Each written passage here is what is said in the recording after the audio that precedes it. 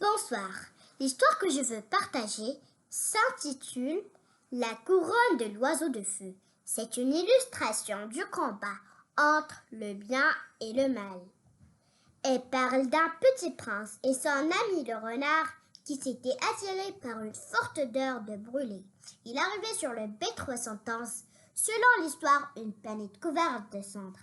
En regardant au haut, ils ont vu un géant coquillage suspendu à un nuage.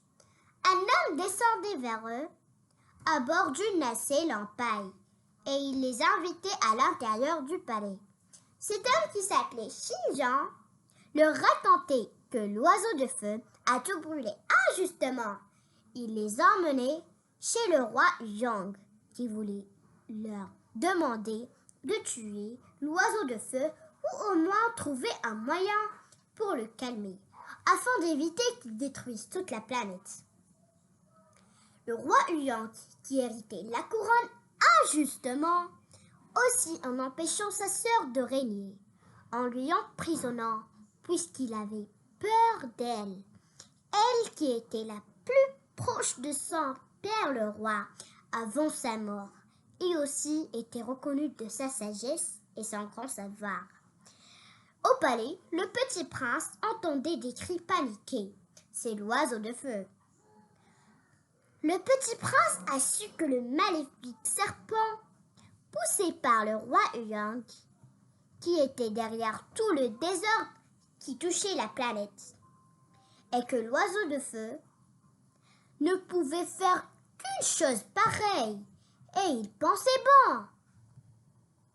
Le soir, l'oiseau aux plumes de feu se posait devant le palais. N'écoutant que son courage, le petit prince s'approchait du oiseau de feu. Le roi Yang surgit du palais. Il armait son arc et tirait. Le petit prince a tout juste le temps de sortir son épée magique pour dévier la flèche. L'oiseau effrayé s'envolait. Alors le roi Yang retournait au palais.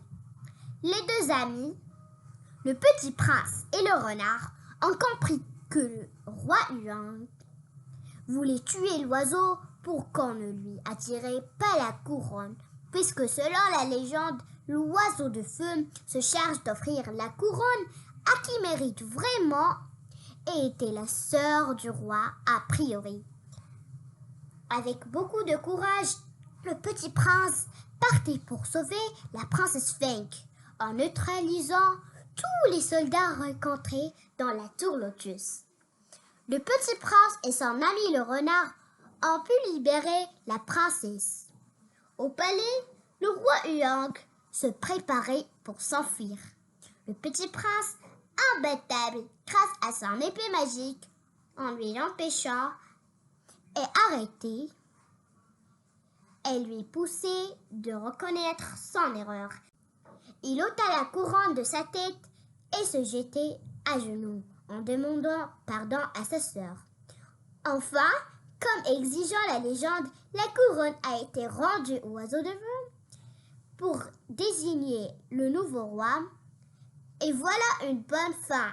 Yang et Feng ont été choisis tous les deux pour régner.